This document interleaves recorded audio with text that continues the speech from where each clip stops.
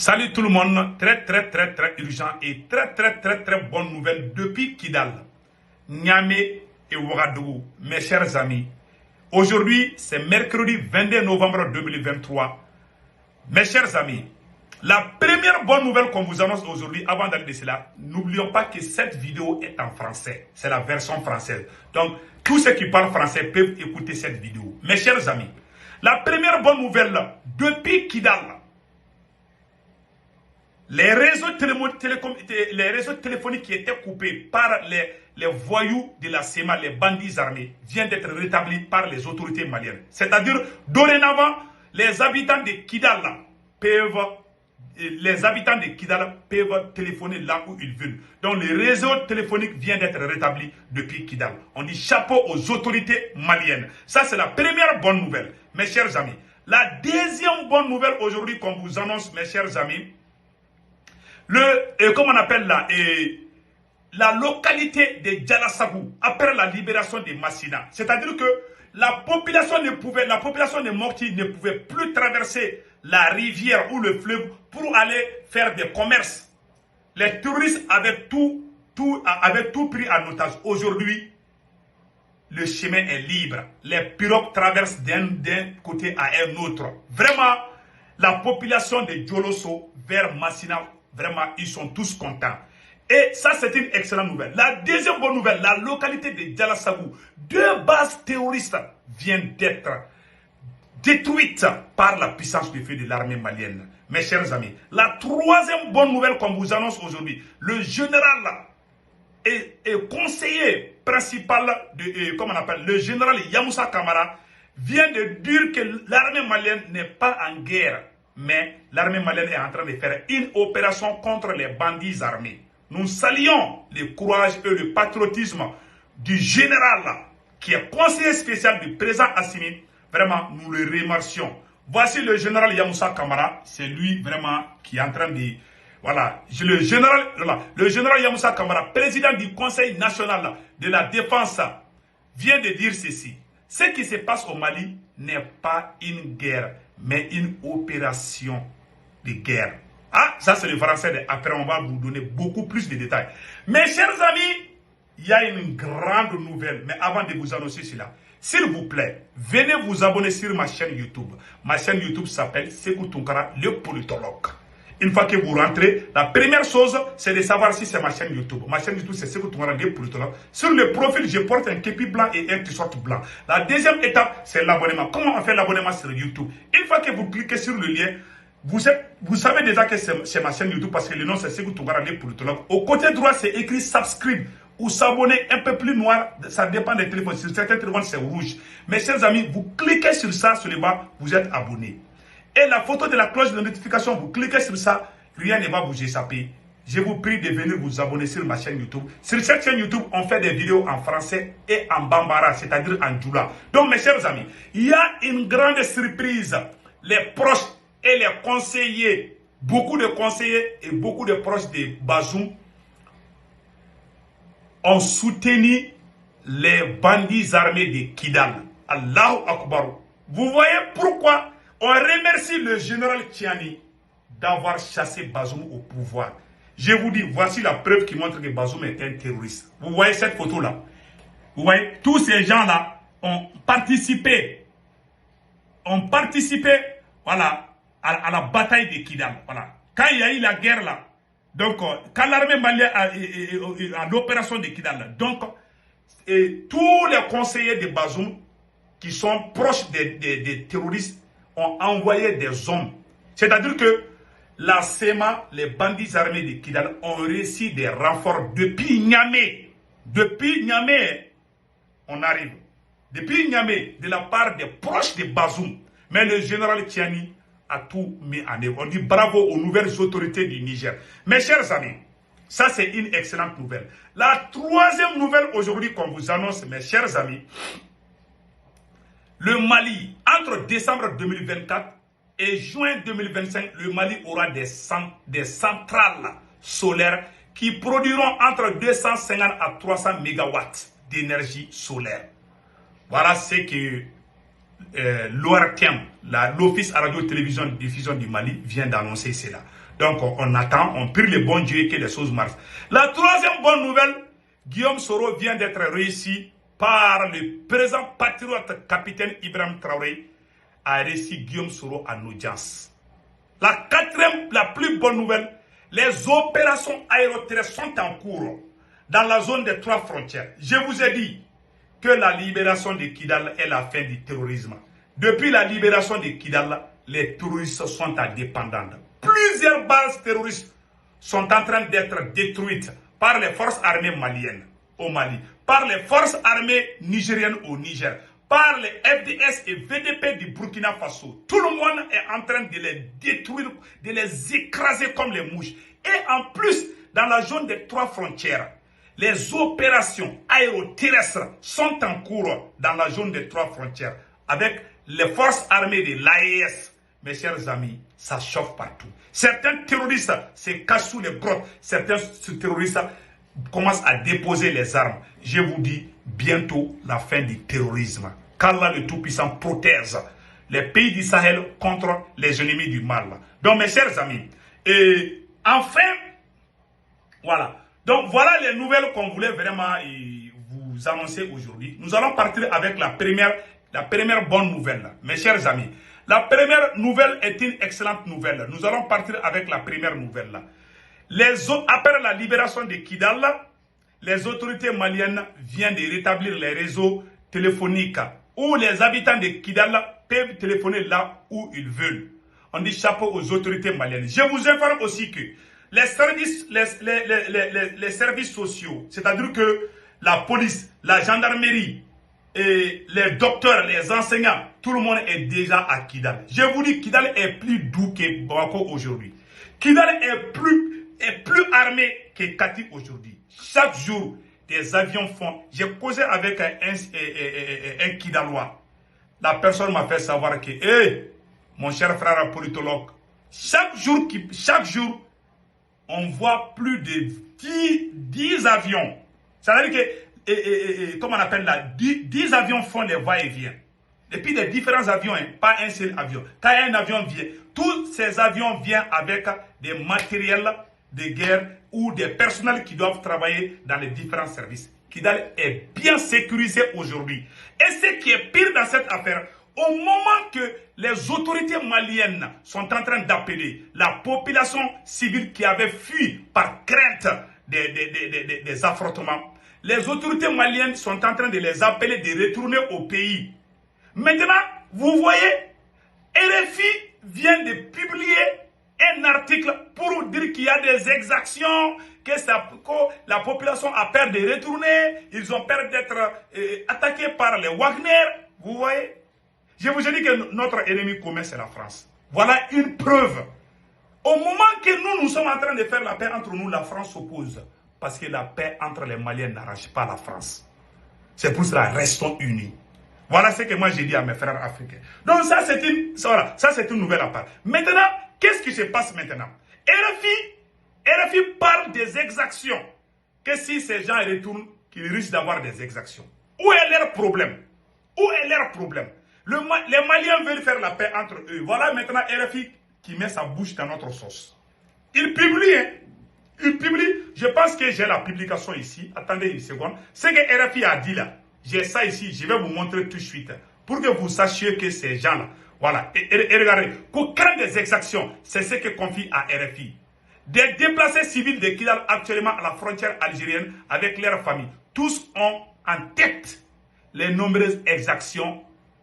Voilà pourquoi ils ont peur de retourner à Kidal.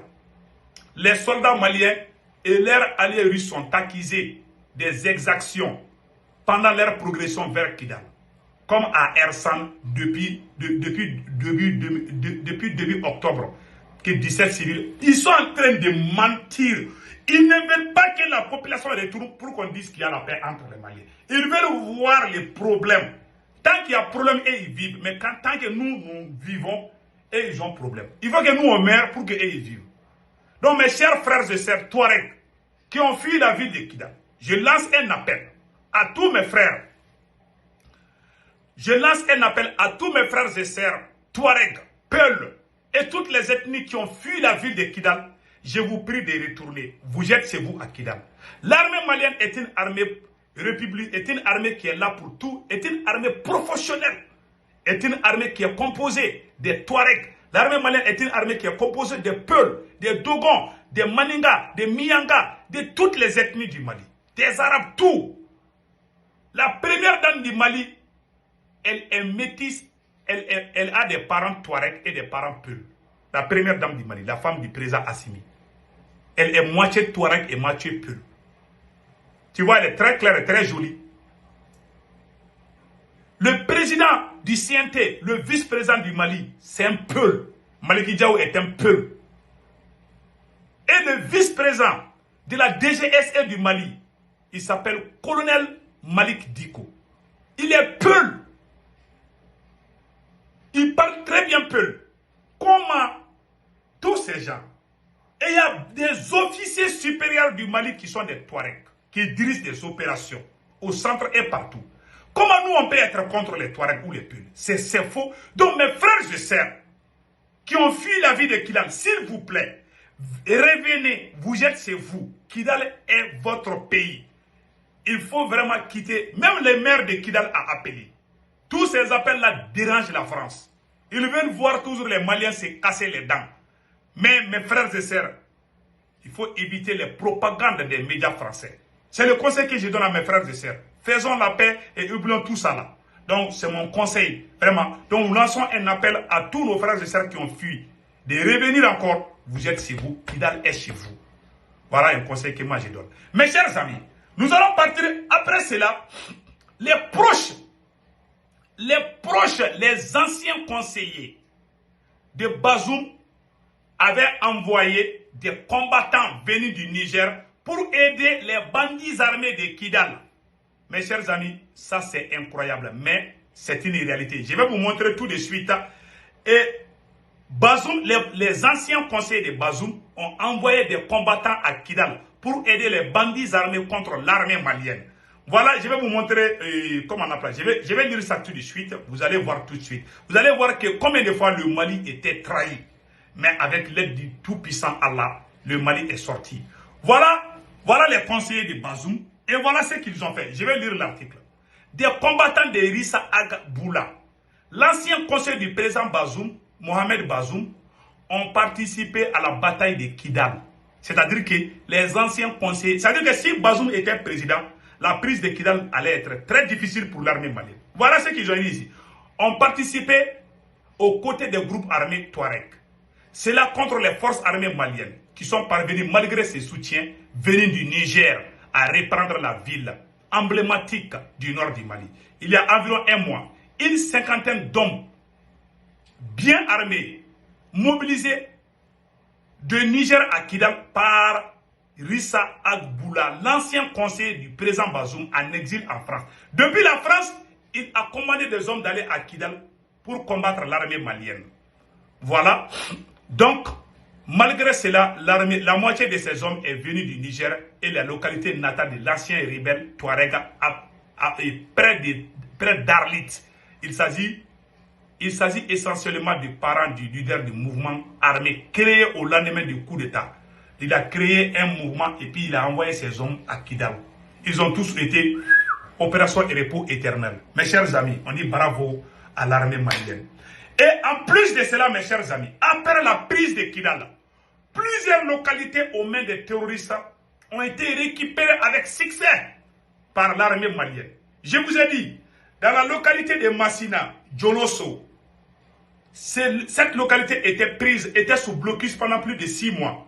L'armée a libéré cette localité. Maintenant, les pirogues peuvent quitter de Mopti, et les pirogues et les bateaux, tout. C'est-à-dire que comment on appelle là, tous ces moyens de déplacement là peuvent quitter de Mopti jusqu'à Djolosso à Massina sans pourtant problème.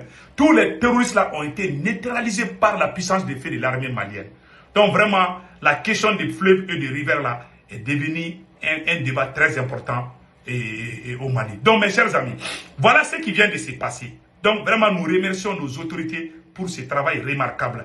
Et l'opération Keretigi Getsiade a aussi détruit plusieurs bases terroristes à Djalasagou, mes chers amis. Il y a une localité qui s'appelle Issouwere et Niélé, les Gatsia, à travers des patrouilles. Et cette opération a permis de détruire plusieurs bases terroristes à Issouwere et Niélé et récupérer une dizaine de motos, des sacs de petits milles, des armes et divers, des matériels. Cette opération a été coordonnée par les PCA, centrés sur la base de renseignements qui ont permis de traquer les groupes armés. Maintenant, les terroristes fuient à pied en laissant les motos. Les terroristes là n'ont plus le temps de prendre les motos. Pour eux, la moto est trop lente. Ils croient à leur pied que la moto. Les terroristes croient maintenant à leur pied que la moto. Ils disent que la moto est trop lente. Quand nos militaires les traquent, ils fuient à pied, ils rasent leurs barbes, ils enlèvent leur foulard, ils fuient, ils portent même des cravates et des vestes et des cravates. Ils ont fui et beaucoup d'entre eux meurent sous les grottes par peur d'être traqués par la puissance des fées. Tellement on les a bombardés, ils se cachent sous les grottes, dans les montagnes. Même quand une mouche fait du bruit, ils fuient. Ils pensent que c'est le bruit de l'avion. Ils ont tous fui, même les moustiques les font peur aujourd'hui. Donc on dit bravo aux forces armées maliennes et aux forces armées burkinabées et aux forces armées nigériennes. Vraiment, c'est le combat du siècle. Donc nous, voilà ce qui s'est passé. Maintenant, mes chers amis, il y a une autre bonne nouvelle qu'on vous annonce aujourd'hui. Le président patriote du Burkina Faso, capitaine Ibrahim Traoré, vient de recevoir l'ancien Premier ministre, vient de recevoir Guillaume Soro, l'ancien Premier ministre et l'ancien président de l'Assemblée nationale de la Côte d'Ivoire. Alassane Ouattara est en train d'envoyer plusieurs militaires à la frontière entre le Mali et entre la Côte d'Ivoire et le Burkina, la Côte d'Ivoire et le Mali. La Côte d'Ivoire, Alassane Ouattara a peur. Il ne faut pas avoir peur, oui. Alassane Ouattara, nous, on n'est pas contre toi. Guillaume Soro est un Mali, est un Africain. On les reçoit. Cela ne veut pas dire que le Mali, le Burkina, le Niger vont créer des problèmes en Côte d'Ivoire. Non, non, non, non. La Côte d'Ivoire est notre patrie. On n'est pas contre toi. C'est toi, Ouattara, qui met ta bouche dans les problèmes des gens. C'est ça ton problème. Maintenant, il a fui. Alassane Ouattara est parti, comme on appelle en France, pour voir Macron. Comment faire les choses. Il a peur aujourd'hui. Alassane Ouattara n'arrive plus à dormir. Guillaume Soro a été reçu par le capitaine patriote. Voilà la photo ici que je vous montre. Vraiment, ça chauffe en Côte d'Ivoire. Voilà ce qui se passe. Ouais. Donc, voilà Guillaume Soro. Il est en train d'aller voir le capitaine Ibrahim Traoré depuis sa voiture. Voilà maintenant. Voilà la vidéo. Voilà. Voilà la vidéo. Vous voyez, ça c'est Guillaume Soro en train de rencontrer le capitaine patriote. Ouh, regardons. Voilà, ça c'est le capitaine et puis Guillaume Soro. Vous voyez la vidéo? Voilà. Le capitaine et Guillaume Soro se sont vus. On dit bravo, bravo aux autorités burkinabées. Donc, voilà ce qui a créé le tremblement de terre. Mais, Alassane Ouattara, voilà un conseil que moi je donne au président Ouattara. Même Dieu qui nous a mis au monde là. J'aimerais que tout le monde partage cette vidéo là, c'est très important. Et mon conseil au président Alassane Dramane Ouattara. Guillaume Soro est chez lui, au Mali, au Burkina et au Niger. Monsieur Alassane Dramane Ouattara, le Mali, le Niger et le Burkina ne sont pas contre la Côte d'Ivoire. Nous avons réussi Guillaume Soro parce que nous sommes tous des Africains. Et voilà un conseil que moi je donne à Ouattara. Même Dieu qui nous a mis au monde là, il y a des gens qui n'aiment pas Dieu. Mais Dieu ne les punit pas parce qu'ils n'aiment pas Dieu. Toi, tu traques tes opposants. Tu les cherches. Même quand ils rentrent dans les trous là, tu les cherches là-bas. Ça, ce n'est pas la démocratie. Ce n'est pas la liberté d'expression. Quand on te critique, on va en prison. Même Assimi qui a pris les armes. Même Général Tchami qui a pris les armes. Même Capitaine Ibrahim Traoré qui a pris les armes. Tous ces gens-là, ils ont des ennemis même chez eux. Mais ils ne les traquent pas. Si tu ne fais pas attention, tu vas détruire la Côte d'Ivoire. Toi, tu ne veux pas être critiqué.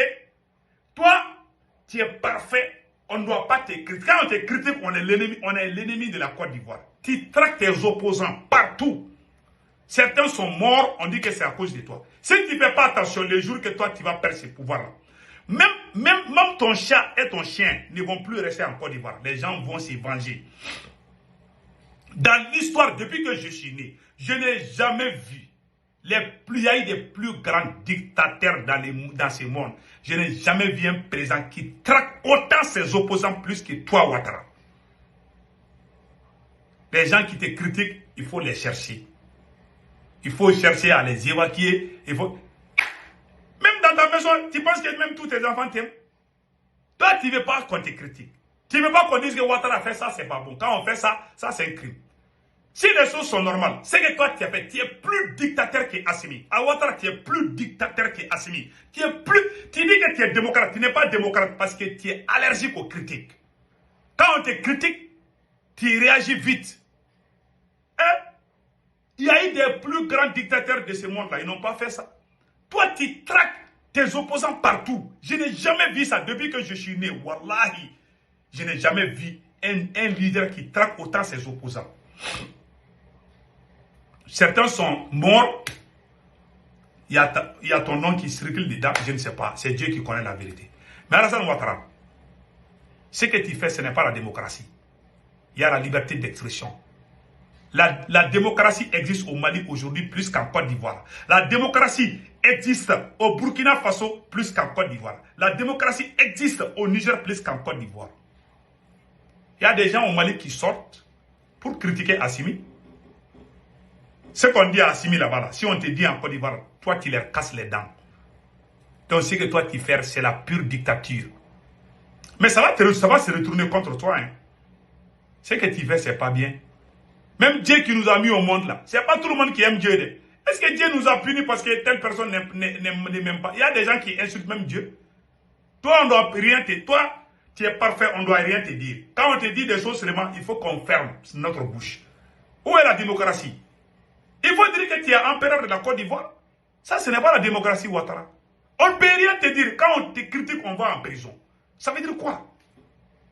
Et c'est toi qui se lève et puis tu provoques tout le monde. Tu te crois intouchable. Tu as vu comment Blaise Compaoré a fini? Mon cher président, moi je n'ai rien contre vous. Wallahi Allah. Moi je n'ai rien contre vous. Quand vous êtes devenu président, beaucoup de gens n'avaient pas, beaucoup disaient que un Djoula est devenu président, peut-être ça va rendre les choses faciles. Il y a eu tous les présidents qui se sont succédés en Côte d'Ivoire. Personne n'a fait autant de mal aux pays voisins plus que toi, Alassane Ouattara. Tu es le président le plus détesté de la sous-région. Et si quelque chose arrive à Guillaume, même si une mouche les touche là, les gens vont dire ton nom dedans. Et si tu ne fais pas attention, ces pouvoirs-là, tu vas perdre ces pouvoirs-là. Les jours que toi, tu as 90 ans. Mon cher président, tu as trop vieilli. Mais on ne vous souhaite aucun mal. Moi, je ne fais pas ça. C'est Dieu qui donne l'âge, c'est Dieu qui donne la santé. Mais ce que tu fais là, il faut penser que ton âge avance. Ce que toi, tu as vécu là, tu ne vas pas vécu la même période encore. Tu n'auras pas plus de 90 encore de survie. Aucun d'entre nous, même moi-même, personne. Dans 100 ans, toi, tu ne seras pas là, moi, je ne serai pas là, personne ne sera là. Mon cher président, il faut penser qu'un jour, moi, je ne serai pas là.